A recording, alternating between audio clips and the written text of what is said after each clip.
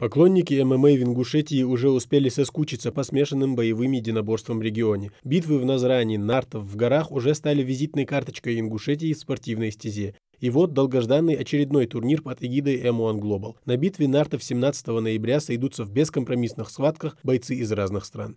Мы постоянно в тесном контакте с компанией М1, которая проводит эти турниры у нас в республике. Составлен главный файт-карт. Турнир будет проходить из 12 поединков.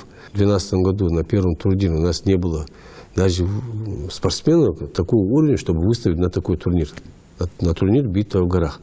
То у нас уже за 7 лет уже 3 действующих чемпиона. Абубакар Местоев, Муса Плиев, Селем Мевлоев, Ахматхан Боков и другие наши известные бойцы будут представлять Ингушетию. Пожалуй, один из самых ожидаемых поединков — бой Абукара Местоева. После довольно длительного затишья, сменив весовую категорию, непобежденный Абукар готов вновь сметать соперников на своем пути. На этот раз за главный бой наш представитель не будет выступать. Я надеюсь, что в случае победы двух наших спортсменов Селема Мевлоева и Абукара Местоева уже есть вероятность, что в следующих турнирах они уже будут бороться за пояс чемпиона.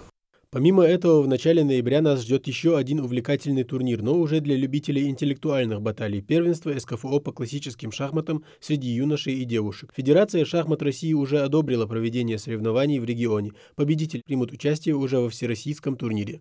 Для тех, кто увлекается дзюдо, тоже хорошая новость. В ноябре в республике пройдет еще одно первенство по дзюдо среди юниоров и юниорок. На соревнования окружного масштаба, которые также прошли у нас во Дворце спорта, уже отобрались лучшие из лучших. Теперь впереди борьба за путевки на первенство мира. Опыт проведения у нас есть.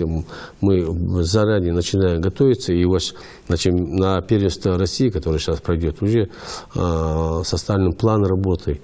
Создан оргкомитет по проведению и подготовке к этому первенству. Уже буквально за 2 недели мы уже начали эту работу делать. Созваниваемся с каждым регионом, знаем, кто к нам приедет. И это огромная работа. К нам приезжает около 600 спортсменов, плюс тренеры. Жителей Ингушетии ждет по-настоящему насыщенный на спортивные события месяц, ведь развитие спорта и его популяризация для региона — одна из главных задач. Тамерлан Хамхоев, Исмаил Гатагажев, Новости 24.